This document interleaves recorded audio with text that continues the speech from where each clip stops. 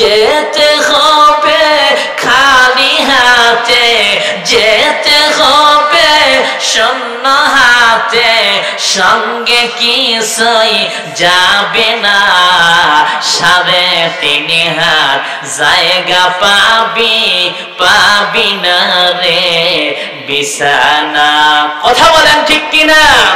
তাহলে একটা আমার সঙ্গে আওয়াজ করে বলেন, যেতে হবে খালি হাতে, যেতে হবে শূন্য হাতে, সঙ্গে কিছুই যাবে না, 3.5 হাত জায়গা পাবি না রে বিছানা। আজকে তুমি যাদের লাগি শুধুই পাগল পারা, যেতে হবে একা একা, যেতে হবে একা একা, কেউ যাবে না তারা, ছাড়তে হবে মায়ার বন্ধন, ছাড়তে হবে মায়ার বন্ধন, সাদের এইবার 3.5 হাত জায়গা পাবি না রে বিছানা। যেতে হবে খালি হাতে, যেতে হবে শূন্য হাতে, সঙ্গে কিছুই যাবে না, 3.5 হাত জায়গা পাবি না রে বিছানা। এ বন্ধু, একবার আবু জেহেল তার সাঙ্গ পাঙ্গদেরকে নিয়ে, একবার আবু জেহেল তার সাঙ্গ পাঙ্গদেরকে নিয়ে মক্কার পাশে বসে আছে, আর হযরতে আলী রাদিয়াল্লাহু তাআলা আনহু কাবা ঘরের সামনে বসে আছে। কাবা ঘরের একটু দূরে আবু জেহেল তার সাঙ্গ পাঙ্গদেরকে নিয়ে বসে আছে। এমন সময় আবু জেহেলের কাছে একজন ভিক্ষুক যাইয়া ডাক দিয়া বলে, আবু জেহেল, আমি বড় ক্ষুধার্ত, আমি বড় গরিব মানুষ, আমার কিছু সাহায্য করো, আমাকে কিছু খাবার দাও, আমাকে কিছু টাকা দাও। আবু জেহেল এবার চিন্তা করলো, আজকে সুযোগ পাইছি হযরত আলীরে অপমান করব। জোরে বলেন, কারে অপমান করবে? হযরত আলীকে আজকে অপমান করব। এই চিন্তা করিয়া আবু জেহেল ডাক দিয়া বলে, এ ভিক্ষুক, ওই যে কাবা ঘরের সামনে একজন মানুষ দেখা যায়, তুমি তার কাছে যদি যাইতে পারো, তার কাছে গেলে তুমি মোটা অঙ্কের একটা দান পাবে, তার কাছে গেলে তুমি বেশি টাকা পাবে, তার কাছে গেলে তুমি অনেক বেশি হাদিয়া পাবে, তার কাছে যাও। আবু জেহেল জানে এই মুহূর্তে হযরত আলীর কাছে কোনো টাকা নাই, কোনো পয়সা নাই, কারণ আমার নবীর মেয়ের জামাই তো খুব ধনী মানুষ ছিলেন না। জোরে বলেন ঠিক কিনা? এ মধুপুরের মানুষ, এইবার ভিক্ষুক বড় আশা নিয়া, বনের ভিতরে বড় আশা নিয়া এবার চলে গেলেন হযরত আলী রাদিয়াল্লাহু তাআলা আনহুর সামনে। যাইয়া ডাক দিয়া বলে, এ আল্লাহ পাকের বান্দা, আমাকে আল্লাহর রাস্তায় সাহায্য করেন, আমি বড় গরিব মানুষ, আমি বড় গরিব, আমি বড় ক্ষুধার্ত, আমাকে কিছু খাবারের জন্য টাকা দেন। হযরত আলী একটু চিন্তা করে দেখলেন, আবু জেহেল আমার কাছে পাঠাইছে, কিন্তু এই মুহূর্তে তো আমার কাছে কোনো টাকা নাই, আমার কাছে তো কোনো পয়সা নাই, আমি এখন কি দিয়া বিদায় করে দিব? চিন্তার বিষয় কিনা বলুন? এ বন্ধু, এমন সময় হযরত আলী রাদিয়াল্লাহু তাআলা আনহুর ভিতরে নবীর একটা হাদিস মনে পড়া গেল। আল্লাহর নবী বলছে, মান সাল্লা আলাইয়া ওয়াহিদাতান সাল্লাল্লাহু আলাইহি আশরা। আমার নবী বলছে, কেউ যদি নবীর উপরে একবার দরুদ পড়ে, জোরে বলেন কতবার? আল্লাহর নবী বলেন, আমি নবীর উপরে কেউ যদি একবার দরুদ পড়ে রে, আমি নবী বলে গেলাম, ওই বান্দার উপরে আমার আল্লাহ 10টা রহমত বর্ষণ করবেন। হযরত আলীর বলছে কেউ যদি আমি নবীর উপরে একবার দরুদ শরীফ পড়ে আমার আল্লাহ রাব্বুল আলামিন তার 10,000 গুনাহ মাফ করে দেয়। 10,000 নেকি আমার আল্লাহ তার আমল নামায় লিখে দেয়, আর 10,000 মর্যাদার রাস্তা আমার আল্লাহ তার জন্য খোলা দেয়। এইবার হযরত আলী ডাক দিয়া বলে, এ ভিক্ষুক, সারা জীবন মানুষের কাছ থেকে ভিক্ষা নিয়েছ, হাতের তলাটা খইলা এইভাবে ভিক্ষা চেয়ে ভিক্ষা নিয়ে নিছ, আজকে হাতের তলাটা বন্ধ করো, বন্ধ করো। আজকের হাতের তলাটা বন্ধ করিয়া আজকে আমার কাছ থেকে মুষ্টি বানাইয়া ভিক্ষা নাও। এইবার হাতটা বন্ধ কইরা মুষ্টি বানাইছে। হযরত আলী রাদিয়াল্লাহু তাআলা আনহু আমার নবীর উপরে আস্তে আস্তে দরুদ শরীফ পড়ে, ওই হাতের ভিতরে হযরত আলী তিনটা ফুৎকার দিয়া দিছে। জোরে কন্যা সুবহানাল্লাহ। হযরত আলী ডাক দিয়ে বলে, রে ভিক্ষুক, এই হাতের মুষ্টিটা খুলবে না, খুলবে না। এই হাতের মুষ্টিটা তুমি খুলবা আবু জেহেলের সামনে যাইয়া, আবু জেহেল যখন খুলতে বলবো তখন তুমি খুলবা। এইবার ভিক্ষুক আবু জেহেলের সামনে চলিয়া গেল। আবু জেহেল এইবার ডাক দিয়ে বলে, ভিক্ষুক রে, দেখি তো হযরত আলী তোমাদের কি দিয়া বিদায় করে দিয়েছে। এইবার ভিক্ষুক যখন হাতের মুষ্টিটা খুলেছে, হাতের মুষ্টি খুইলা দেখে রে, হাতের ভিতরে ওই জামানার 1000 দিনারের চাইতেও বেশি মূল্যের দামি একটা মুক্তা দেখা যায়। জোরে চিল্লায়া কন্যা সুবহানাল্লাহ। আমার নবী হলো রহমতের নবী, আমার নবী হইল বরকতের নবী। আমার নবীর উপরে দরুদ পড়লে 10টা রহমত বর্ষণ করে দেয় কে? আর জোরে বলেন কে? এ বন্ধু, এইবার আবু জেহেল ডাক দিয়ে বলে, ভিক্ষুক রে, চলো চলো আমার সাথে চলো। এই বলিয়া ভিক্ষুক রে ধইরা আবু জেহেল তার সাঙ্গ পাঙ্গ সহ হযরত আলীর সামনে হাজির হইয়া হযরত আলীর একটা দমক দিয়া বলে, আলী রে বলো, এই মুক্তাটা তুমি কই পাইলা? তোমার কাছে তো কোনো টাকা নাই, তোমার কাছে তো কোনো পয়সা নাই, এই মুক্তা তুমি কই পাইলা? কই পাইলা বলো, তাড়াতাড়ি বলো। হযরত আলী ডাক দিয়া বলে, রে এ আবু জেহেল, আমি তার হাতের ভিতরে কি দিয়েছি আমার কাছে জিজ্ঞাসা না করিয়া তুমি ভিক্ষুক রে জিজ্ঞাসা করো। এইবার ভিক্ষুক দুইটা চোখের পানি ছেড়ে দিয়া একটা ডাক দিয়া বলে, আবু জেহেল রে, আল্লাহ পাকের বান্দা হযরত আলী আমার হাতের ভিতরে কোনো কিছুই দেয় নাই। হযরত আলী বিড়বিড় করে কি যেন তেলাওয়াত করেছে, কি যেন পড়েছে, আর কি যেন পড়িয়া আমার হাতের ভিতরে তিনটা ফুৎকার দিয়া দিছে। আর আমি হাতের মুষ্টিটা খুইলা দেখি আমার হাতের ভিতরে দামি একটা মুক্তা দেখা যায়। এইবার আবু জেহেল চুপ হয়ে গেল।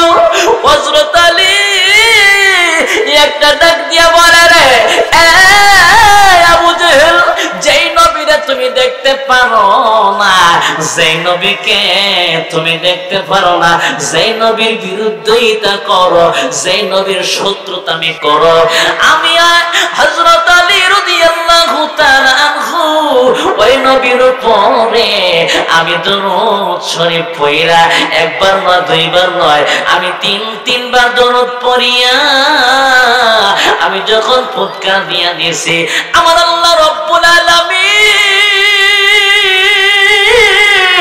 আল্লাহ পাকের নবীর বরকতে, নবীর দরুদের বরকতে, নবীর মর্যাদা রক্ষায় আমার আল্লাহ তার হাতের ভিতরে মুক্তার জন্ম দিয়া দিছে। জোরে জোরে কন্যা সুবহানাল্লাহ। এবং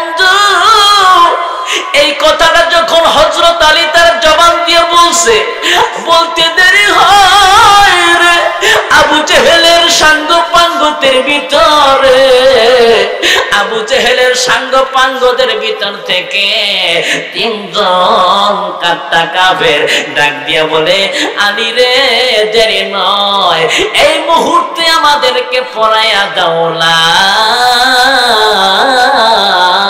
ইলাহা ইল্লাল্লাহু মুহাম্মাদুর রাসূলুল্লাহ সাল্লাল্লাহু আলাইহি ওয়াসাল্লাম। এইবার বলেন, আমার নবী কি রহমতের নবী নয়? আরো জোরে কর। আল্লাহ বললেন, ওয়া মা আরসালনাকা ইল্লা রাহমাতাল লিল আলামিন।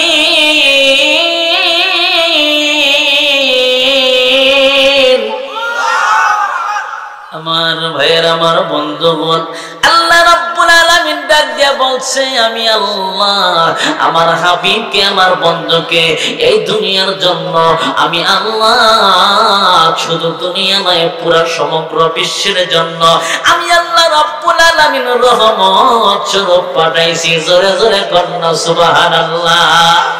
রহমাতুল লিল আলামিন নবী, রহমাতুল লিল আলামিন নবী, কোরআনে প্রমাণ, উম্মত বিনে কে বুঝিবে আমার দয়ার নবীর শান, আশিকি বিনে কে বুঝিবে আমার দয়ার নবীর শান।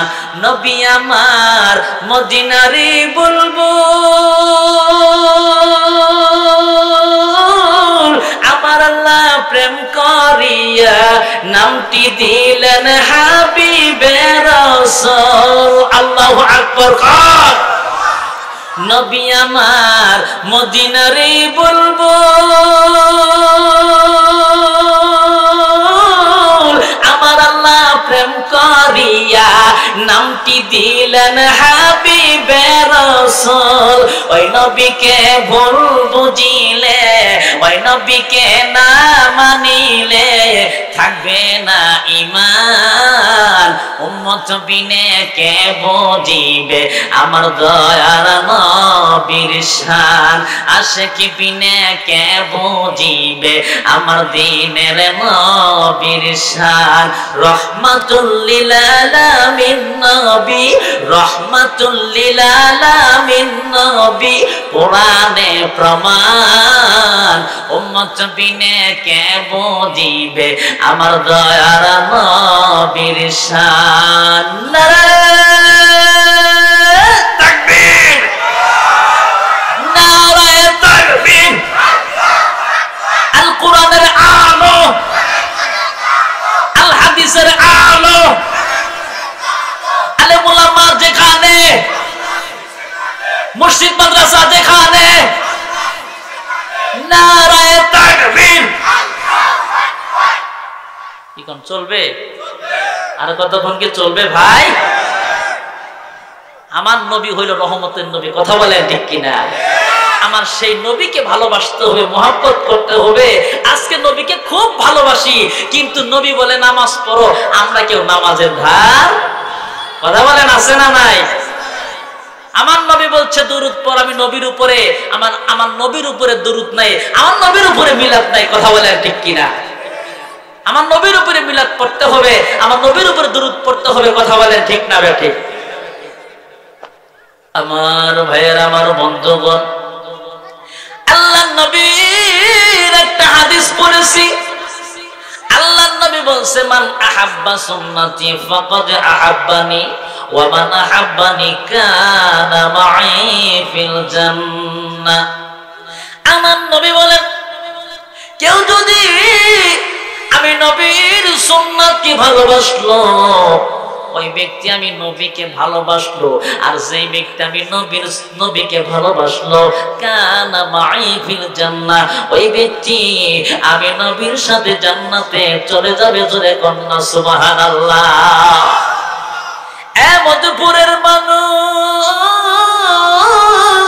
আমার আল্লাহ রাব্বুল আলামিন বলেন ইন্নাল্লাহা ওয়া মালাইকাতাহু ইউসাল্লুনা আলান নাবী। আমার আল্লাহ বলেন ইন্নাল্লাহা, নিশ্চয় আমি আল্লাহ, ওয়া মালাইকাতাহু, এবং আমার ফেরেশতারা, ইউসাল্লুনা আলান নবী, আমি আমার নবীর উপরে দরুদ পড়ি।